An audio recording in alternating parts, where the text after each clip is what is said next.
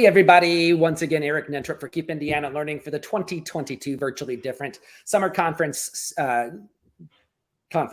Today for the Partner Showcase in this particular episode, I am going to introduce you to one of my new friends, Rex, and the company he works for, the Modern Classrooms Project, something that I was not familiar with prior to this conference, but as a sponsor of the event, I'm genuinely intrigued. I know from my time in the classroom, I would have appreciated having some supports along the lines of how to modernize my classroom or to show some examples of what some other folks have done.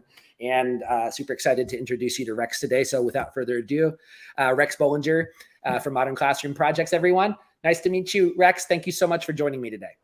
Thank you, Eric. I'm so excited to be here to have a moment to talk about the Modern Classrooms Project and also talk about the session we'll be doing next week for Keep Indiana Learning. So thank you. Absolutely. Absolutely. So before we get into talking more about Modern Classrooms, will you give me a little bit of background on yourself, Rex, and how other Indiana educators might relate to you? Certainly. Well, I'm a career-long educator, and almost all of that has been in Indiana with just one exception.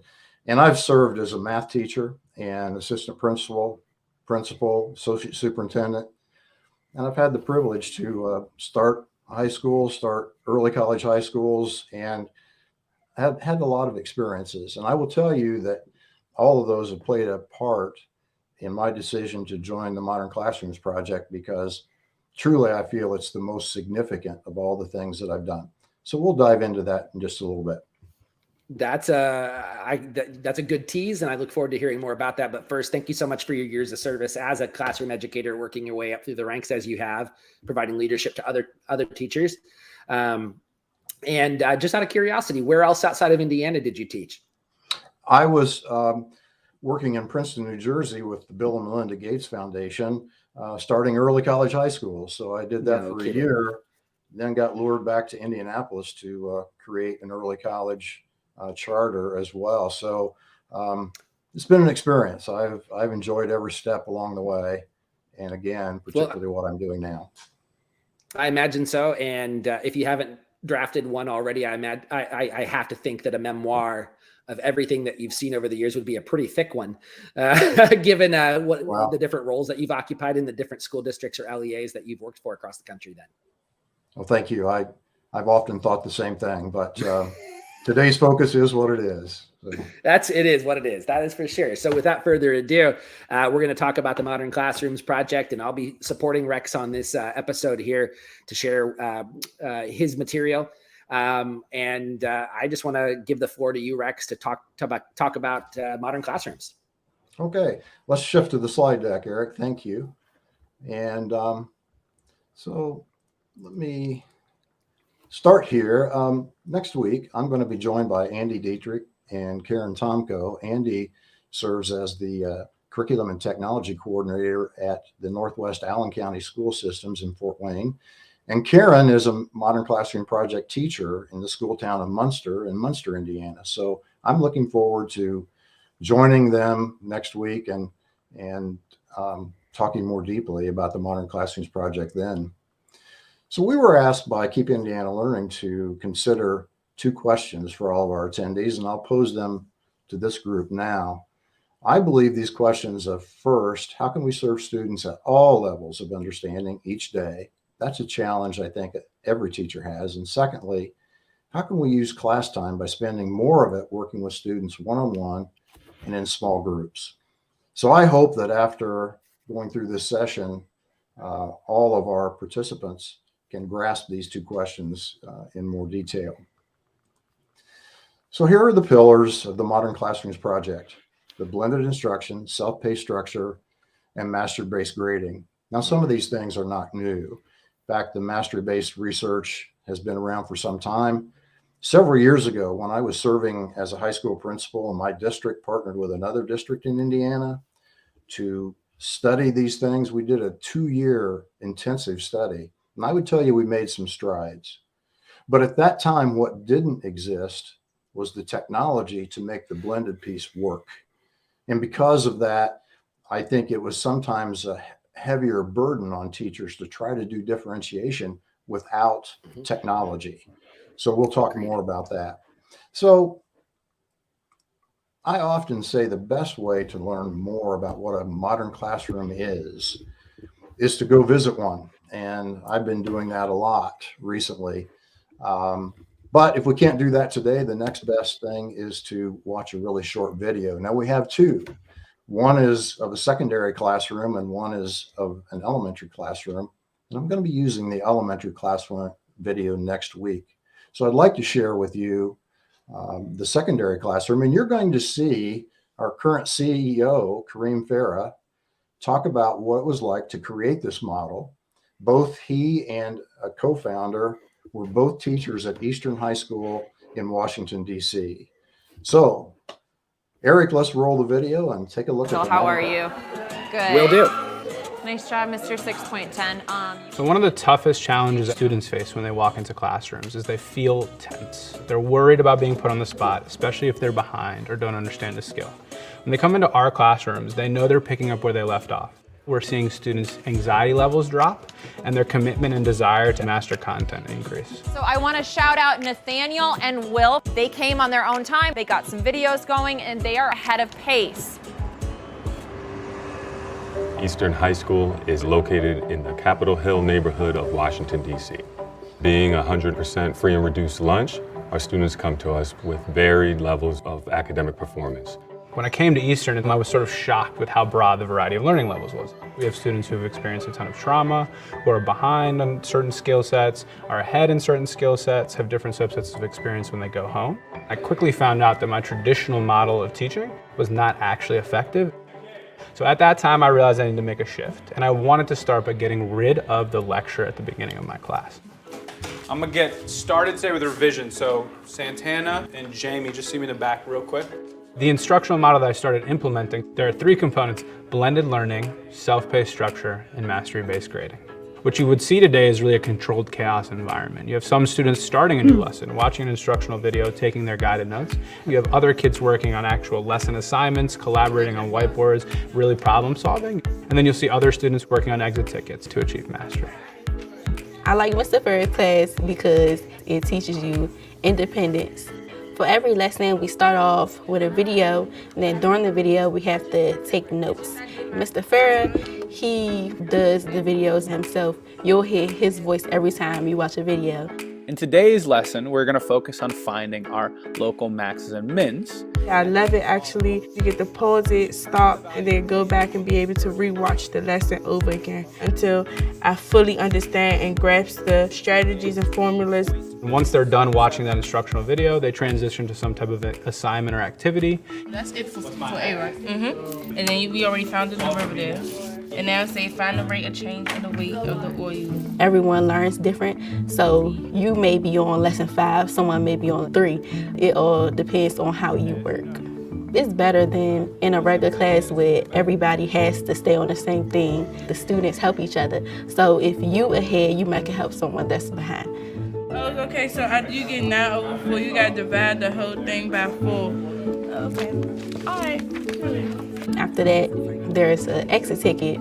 So an exit ticket is like a mini quiz. It's just a couple questions at the end of the lesson that really succinctly measure the student's ability to execute the activities they learned. So when a student has mastered an exit ticket, they move forward. When they don't, they have a reteach. You're assuming that your Y is 0. And then they try a new exit ticket until they've achieved mastery. Showtime. Did you get your exit ticket right? Well, your derivative is spot on. So because I am not delivering a lecture, I'm now free to work with students for the entirety of the class period. X equals 4. Yes. Woo. Real quick, just remind me, what do you have to argue? Who is more responsible for perpetuating the Cold War? I'm gonna meet with a few people on topic sentences first. The video instruction makes me feel like I've been able to clone myself. Instead of needing to explain a concept and then re-explain the concept and then say it again, I'm giving the instruction on the video, which frees me up to work one-on-one or in small groups. Does your topic sentence directly answer the essay question? No, it doesn't. I like it a lot. I never feel like I'm being rushed or feel like, oh, I already know this. Like, why am I going over this again? I always feel like I'm being challenged. I have a really accurate pulse check of where my students are. So-and-so is on 6.9 and they're about halfway through because I haven't seen an exit ticket yet. Whereas another student has advanced to 6.10 and I can even lean on that student to explain something to their peers. Okay, so you're only going to use 2 quote explication charts, your 2 strongest ones. I think it helps with your time management. A couple days ago, I had to stay after school to get my work done because I was slacking a little bit. When you miss a class, you can watch the video at home to catch up. Part of the reason this format works so well is we have a lower than average in-seat attendance rate. In a traditional format, once the teacher delivers that lesson, they're moving on to the next lesson the next day, and they don't get an opportunity to go back over it. I've had students who, sadly, in a traditional classroom, they simply would have failed the quarter due to their number of absences for legitimate reasons and often sometimes really heartbreaking reasons. With this way of teaching, that student can come really with more of a fighting chance and ultimately pass a quarter. In our model, if a student is experiencing distress and needs emotional support, it doesn't disrupt the larger classroom environment. I'm able to pivot and work with that student, discuss what's going on, while the other students are able to access the content and flourish. You have to do 10, then put parentheses in the calculator too. I did. Oh, you got it. It's supposed to be a positive, girl.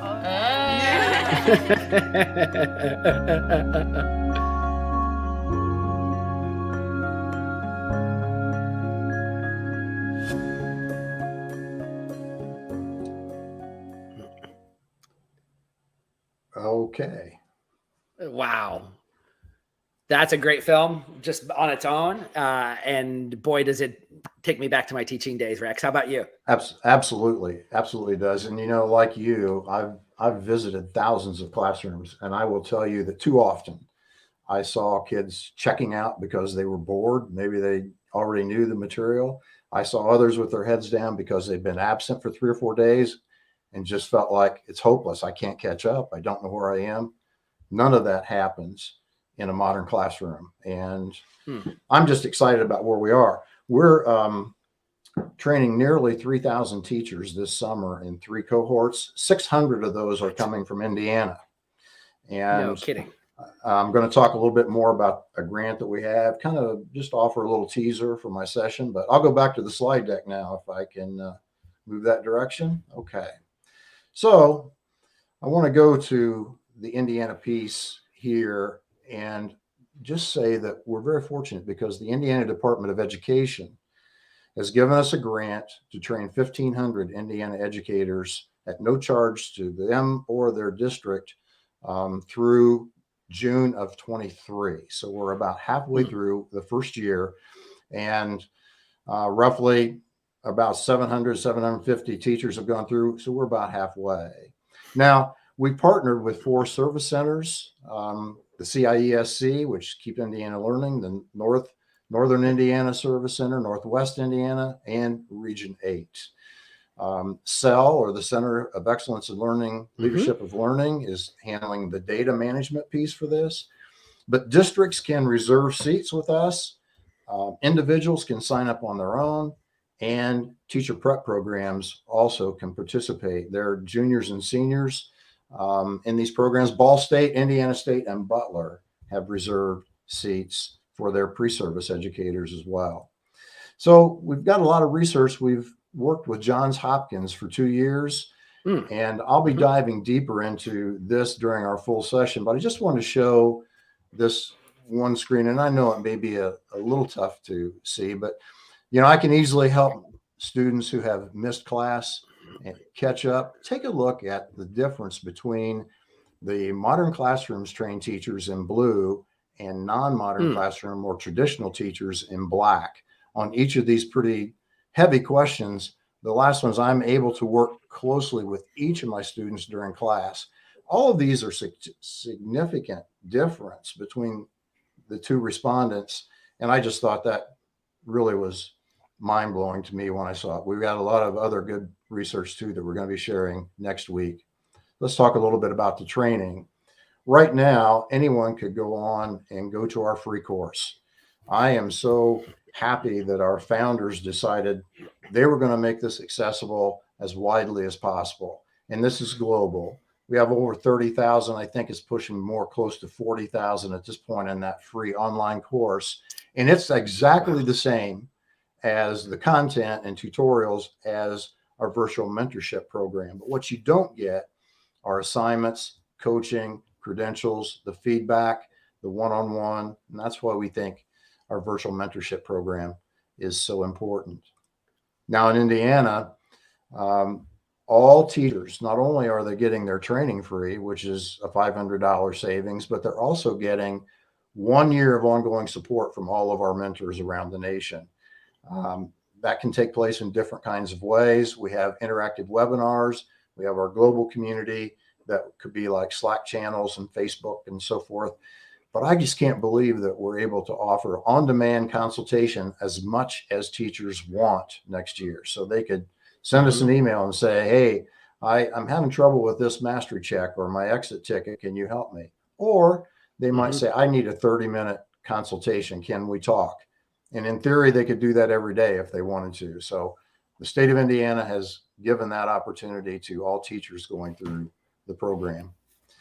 So how do we get involved? I think this URL is a pretty easy one to remember. It's modernclassrooms.org/Indiana.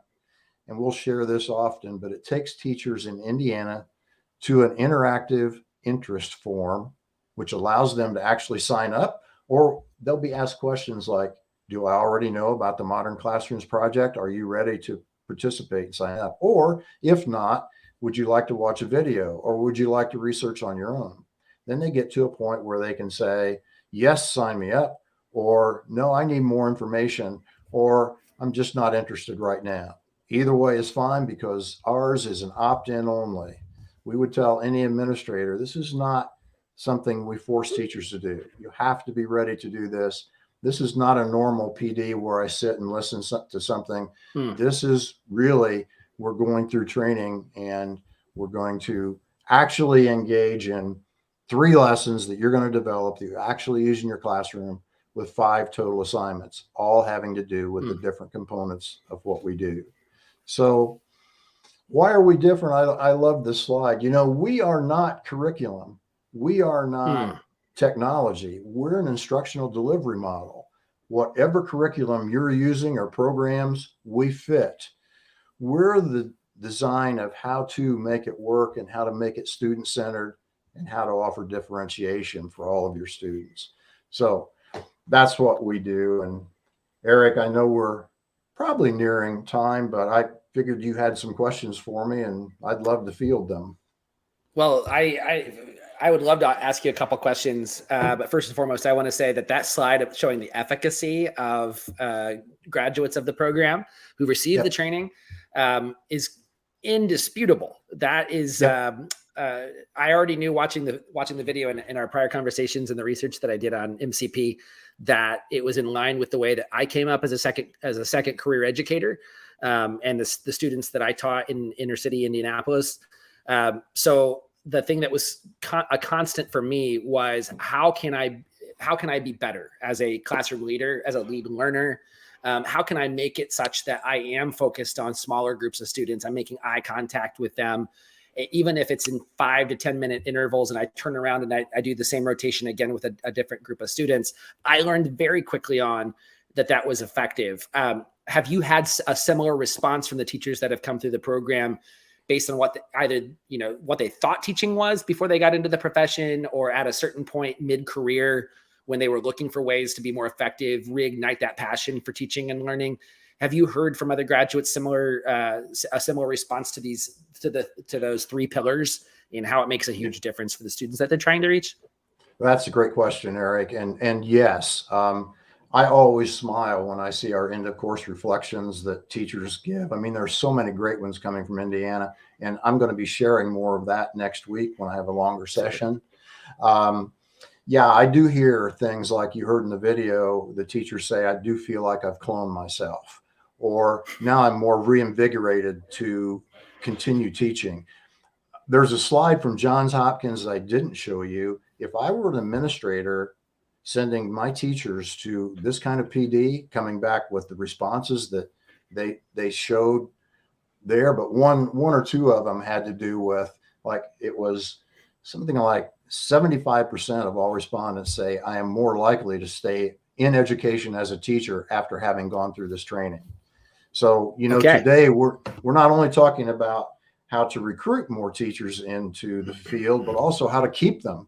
As post-COVID and things, we saw a lot of exodus of teachers saying, Yes. it's just too strenuous.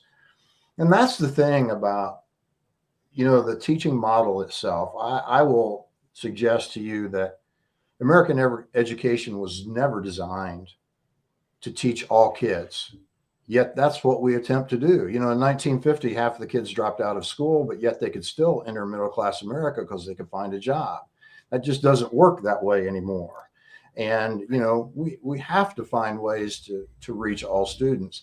But teachers have been taught to be tethered to the front of the classroom, to deliver a one-size-fits-all, when today they're handed a myriad of skill sets and social emotional needs and everything on the plate that they have to deal with. And yet they're trying to do that, delivering a lesson today because it's Monday, and I'm delivering this lesson tomorrow because it's Tuesday. Fixed pacing and lecture. We train how to do that differently. I understand that schools have policies. They have grading policies and all those things. We train teachers how to work within whatever boundaries, parameters, or restrictions they might have and make it work for all of them in a modern classroom. So excited about doing this work, Eric. As I can tell, and the state's lucky to have you and Modern Classroom. Congratulations on that partnership. And the last thing I'll say is thinking back to that short film. It's not just in the statistics that you see the efficacy. It's in the testimonies of the students themselves, and when they feel empowered, when they feel like they've finally grasped concepts, skills, and content that may not have been as easy for them prior to experiencing what it's like to have a teacher who's been trained in the MCP program. So thank you so very much for making that investment, for just being a standard bearer for that sort of investment in our profession, for sure. Thank you, Rex, for that. Well, thank you very much. And we're excited. I can tell, and you've got good reason to be. All right, everyone. Once again, Rex Bollinger from the Modern Classroom Project. Please be sure to mark your conference agenda to learn more about how MCP can help in your school and in your district, because it's an absolutely available program for each and every one of you that are listening today. And I'm sure Rex would be thrilled to talk to you more about how to see this sort of change happen with your teachers and with your students. So thank you very much, Rex, for joining us today. And everyone, we'll see you next week. Take care, everyone.